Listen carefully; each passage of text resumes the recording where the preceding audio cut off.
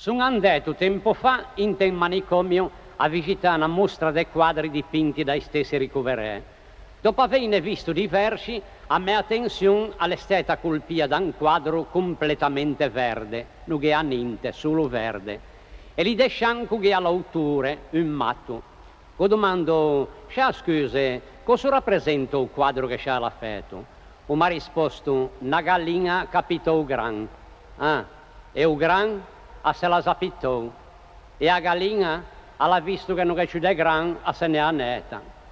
Sciortio di lì mi sono trovato cortile, le a lua da ricreazione e a tutti lì che passeggiavano.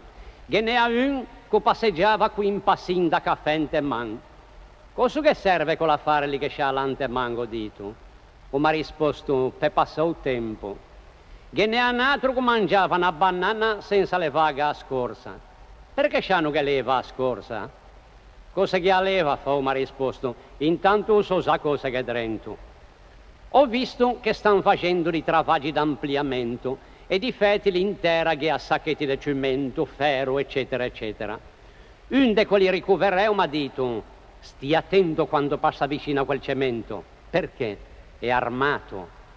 A portare via a terra con quelle carriole a Narroa che avevano messo due tre matti di quelli più calmi.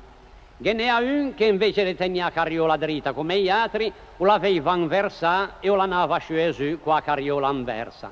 O direttore ha con me ha detto, cosa le che fai voi lì? Perché non la drissai con la carriola? E bravo, che ha risposto, se la drisso me l'impande terra. Ho visto che hanno fatto anche una bella piscina, ed è anche giusto, un che deve passare su vita lì dentro, è logico con la tutte le comodità. A piscina alle quasi pronta, che manca solo l'egua, che ha un matto che voleva volare con il medesimo. L'infermiero là c'ha popa in braccio che ha detto, cosa che ti fai? Non ti vedi che manca l'egua? Meglio che ha risposto, tanto meno sono. Mi contavo il direttore che tempo fa due matti continuavano a andare da lei per dire, su direttore, ce ne manda a casa, ormai neanche siamo guariti, a casa ne aspettano. Il direttore ha detto, stai a sentire, se entro un termine di 15 giorni viatri mi dimostrai che effettivamente sei calmi, tranquilli, a posto, mi a fin d'un mese ve lasciano a casa.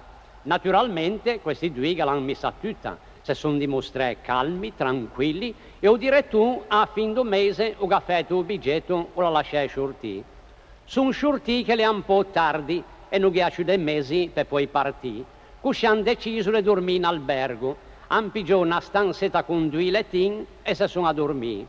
In tannotte uno s'addescia o vede quell'altra se tonsce il comodino.